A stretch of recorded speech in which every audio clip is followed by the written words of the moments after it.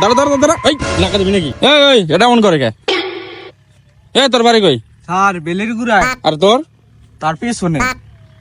এ বেড়া মালমুল খাইছে নাকি? ওর পিছনে বাড়ি কোনে বাস, ওর নিচে গাড়ি বেড়া। স্যার কনসে দেই ওর পিছনে বলে বাড়ি।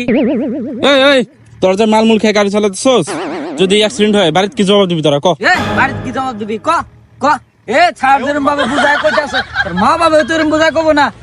ক স্যার। এই বেটা, জানোস না গাড়ির 3 জনে এলাও না, তার মধ্যে আর মালমুল খেয়ে গাড়ি চালাতেছস? স্যার ওর আমি 100 বার করে কইছি যে আমরা 3 জন যাই না, আমরা 4 জন যাই। কতবার করে গেলাম আর থেকে নিবার নিগেন, তুই নিলি না। বুঝ স্যার রে কি কবি ক। আর তোর কতবার করে কইছি যে গাড়ি খায়া মদ চলাইস না। বুঝ স্যার রে কি কবি ক। এই বেটা, তোরা যে ইনলিগাল ভাবে যে মাল খাইতেছস, তোদের তো এখন আমি মামলা দিব, একদম জেলে ঢুকাই দিব। এ বেটা 500 টাকা স্যার রে দিয়া দে, আমরা যাই গিয়া। আরে বেটা গাড়ি তো তেলে ভরতে পারি নাই, তুই দেওস নাই?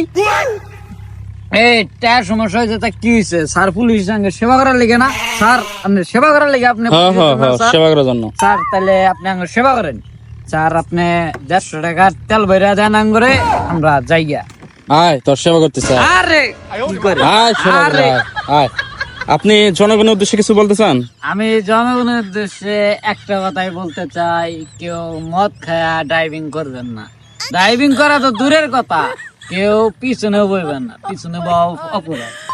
আর মদ খায়া পুলিশের লগে উল্টা পুল্টা কথা বলবেন না, কারণ পুলিশ সব নেশা বাইর ফিরে যায়। আপনার মুখের এই অবস্থা কেন? গালমুল ফোলা।